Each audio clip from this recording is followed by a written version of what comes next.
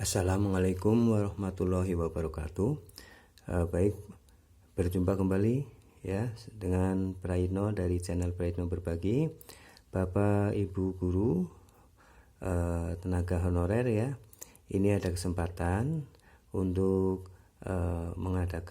mengikuti seleksi. Nah, untuk itu perlu dipahami ya, ini video kelanjutan pada tahap video ini. Kita akan pelajari bagaimana ya bagian kelima ini seleksi. Nah, Bapak Ibu guru tenaga honorer ya, mohon diperhatikan. Nah, pada paragraf 1 tahapan seleksi ini di pasal 25, seleksi pengadaan PPPK Jabatan Fungsional Guru tahun 2022 sebagaimana dimaksud dalam pasal 16 huruf D terdiri atas 2 tahap, yaitu A. Seleksi administrasi dan B. Seleksi kompetensi. Nah, seleksi administrasi pada pasal 26 ya. Seleksi administrasi 1 sebagaimana dimaksud dalam pasal 25 ayat A huruf A ya, dilakukan untuk mencocokkan persyaratan administrasi dan kualifikasi dengan dokumen pelamar.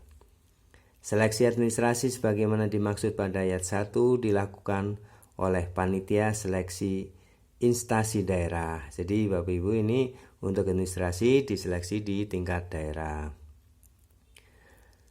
Nah, pada pasal 27 dalam hal dokumen pelamaran sebagaimana dimaksud dalam pasal 26 ayat 1 tidak dipenuhi persyaratan administrasi, pelamar dinyatakan tidak lulus seleksi administrasi. Nah, untuk itu diperhatikan ya, untuk tahap awal itu, tahap pertama harus seleksi administrasi dulu ya. Bapak Ibu silakan lengkapi persyaratannya. Pelamar yang telah di ayat 2 ini, pelamar yang telah diumumkan lulus seleksi administrasi sebagaimana dimaksud pada ayat 2 ya, mengikuti seleksi kompetensi. Nah, setelah Bapak Ibu mengikuti persyaratan ya, lulus persyaratan administrasi, maka baru mengikuti tahap selanjutnya yaitu seleksi kompetensi. Pada pasal 28 dijelaskan hasil seleksi administrasi sebagaimana dimaksud dalam pasal 27 diumumkan secara terbuka pada SSCASN ya, SSCASN, laman resmi instansi daerah dan laman resmi kementerian yang menyelenggarakan urusan pemerintahan di bidang pendidikan, kebudayaan, ilmu pengetahuan dan teknologi. Jadi diumumkan secara terbuka untuk seleksi administrasi ya. Pada pasal 29, seleksi administrasi bagi penyandang disabilitas dilakukan dengan menyesuaikan persyaratan sebagaimana dimaksud dalam pasal 8 dan pasal 9 untuk memastikan kesesuaian jabatan yang dilamar dengan jenis dan derajat kedisabilitasannya. Nah, kita ini kan masa sanggah hasil seleksi administrasi. Bapak Ibu bisa memberikan sanggahan ya, mengapa tidak lulus, padahal Bapak Ibu sudah merasa yakin ya bahwa seleksi administrasi itu bisa lolos. Nah, di sini ada masa sanggah ya. Nah, pelamar yang ayat 1 pasal 30, pelamar yang berkeberatan terhadap pengumuman hasil seleksi administrasi sebagaimana dimaksud dalam pasal 27 dapat mengajukan sanggahan paling lama 3 hari sejak hasil seleksi di administrasi diumumkan. Kemudian sanggahan sebagaimana dimaksud pada ayat 1 diajukan melalui SSCASN ya. Nah, panitia seleksi instansi daerah dapat menerima atau menolak alasan sanggahan yang diajukan oleh pelamar. Panitia Seleksi instansi daerah dapat menerima alasan sanggahan sebagaimana dimaksud pada ayat 3 dalam hal kesalahan bukan berasal dari pelamar. Ya, kalau kesalahannya bukan dari pelamar, maka sanggahan Bapak Ibu itu akan diterima, ya. Nah, mungkin di kesalahan di panitia, ya. Nah, untuk itu Bapak Ibu masih punya hak untuk menyanggah, ya, untuk menunjukkan, membuktikan. Dalam hal pada ayat 5-nya, dalam hal alasan sanggahan pelamar sebagaimana dimaksud pada ayat 3 diterima, panitia seleksi instansi daerah mengumumkan ulang hasil seleksi administrasi paling lama 7 hari sejak berakhirnya waktu sanggahan, ya, pengajuan sanggah. Ya, jadi tenang Bapak Ibu, ya, diberi kesempatan untuk memberikan sanggahan, tetapi Bapak Ibu juga harus menunjukkan, ya, bukti-buktinya, ya, sehingga bisa diterima. Dan itu akan diumumkan kembali, ya. Ya, baik. Kita lanjutkan. Nah, kemudian tahap yang kedua, seleksi kompetensi.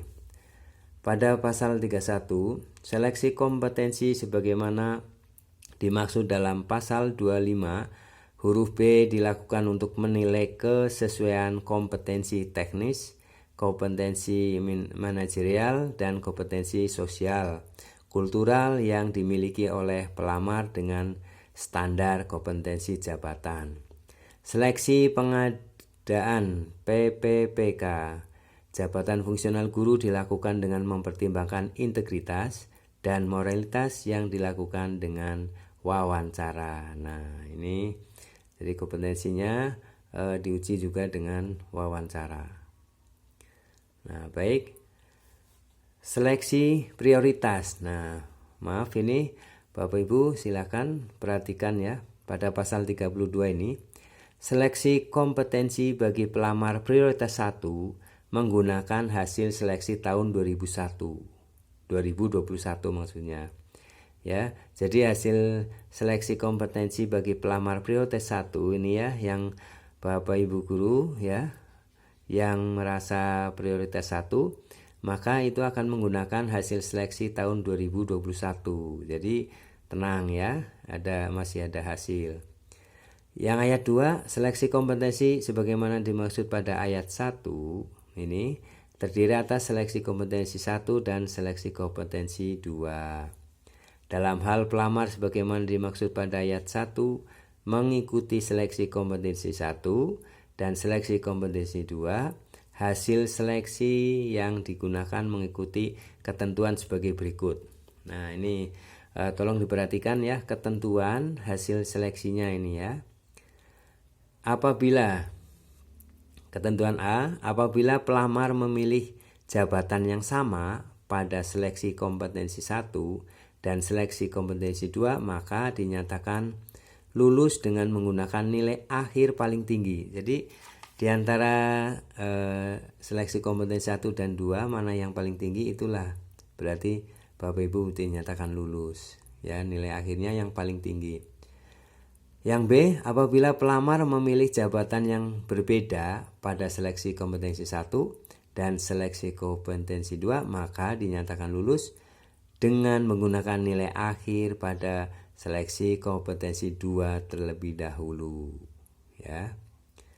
Nah, seleksi kompetensi bagi pelamar prioritas 2 dan pelamar prioritas 3 dilakukan dengan menilai kesesuaian. Nah, ini untuk prioritas 2 dan 3, ya, dinilai dengan melihat kesesuaian, kualifikasi akademik, kompetensi, kinerja, dan pemeriksaan latar belakang background check, ya, jadi pemeriksaan latar belakang. Nah, penilaian kesesuaian sebagaimana dimaksud pada ayat 4 diterapkan oleh menteri yang menyelenggarakan urusan pemerintahan di bidang pendidikan, kebudayaan, ilmu pengetahuan, dan teknologi setelah mendapat persetujuan dari menteri.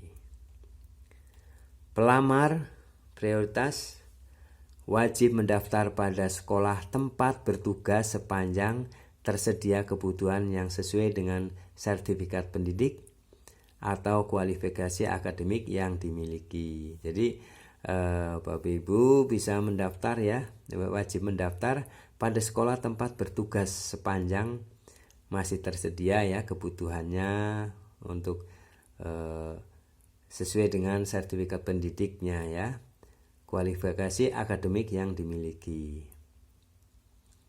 Kemudian dalam hal tidak tersedia kebutuhan yang sesuai dengan sertifikat pendidik atau kualifikasi akademik yang dimiliki pada sekolah tempat bertugas, pelamar prioritas dapat mendaftar ke sekolah lain yang masih tersedia kebutuhannya. Jadi masih bisa mendaftar ke sekolah lain ya.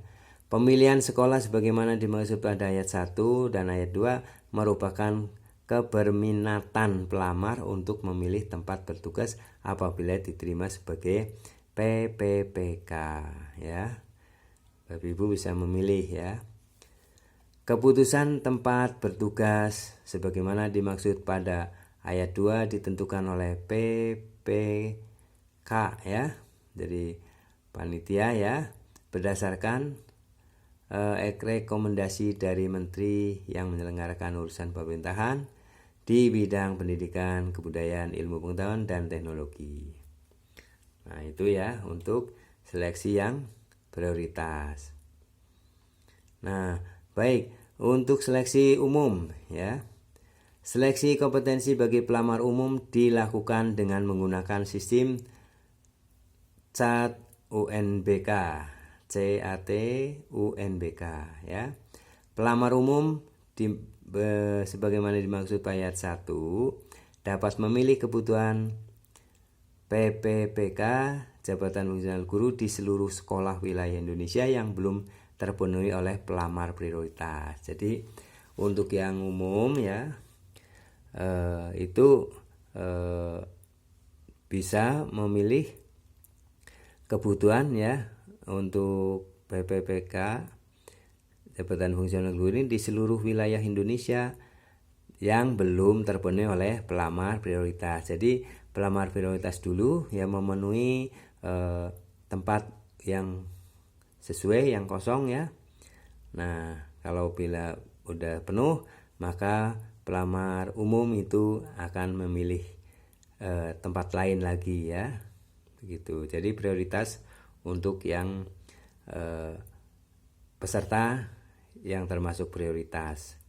Pasal 35, pelamar umum dinyatakan lulus jika nilai yang diperoleh memenuhi nilai ambang batas dan berperingkat terbaik. Ini yang dinilai ya.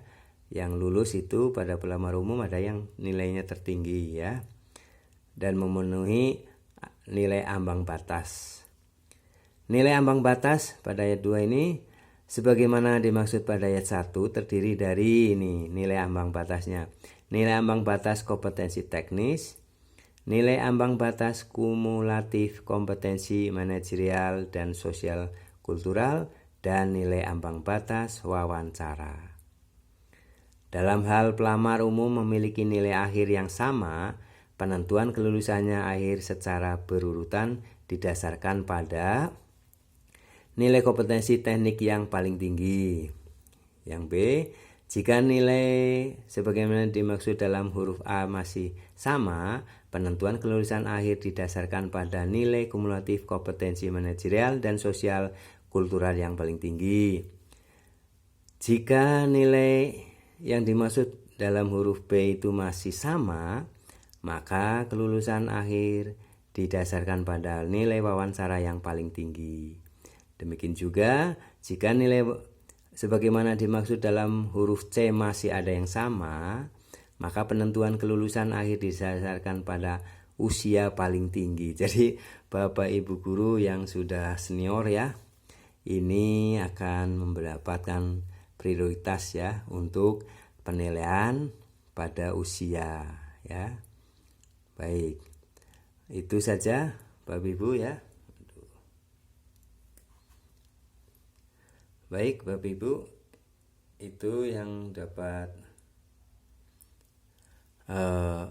yang bisa disampaikan ya mengenai pelamar umum ya. Dan tadi untuk penilaian prioritas juga sudah disampaikan ya. Nah, jadi Bapak Ibu yang menempati prioritas, tenang saja, itu akan menjadi keuntungan ya Bapak Ibu ya. Mohon maaf, jadi sudah disampaikan ya untuk pelamar umum tadi ketentuannya ya, seperti itu, beda dengan seleksi untuk prioritas ya. Baik Bapak Ibu, terima kasih atas perhatiannya setelah mengikuti video ini. Mudah-mudahan ada pencerahan ya dari segi cara teknis untuk mengikuti seleksi pengadaan PPPK Jabatan Fungsional Guru tahun 2022. Baik, semoga bermanfaat dan mohon maaf apabila ada kesalahan, dan bila ada yang kurang jelas nanti bisa dituliskan di dalam komentar. Baik, terima kasih. Assalamualaikum warahmatullahi wabarakatuh.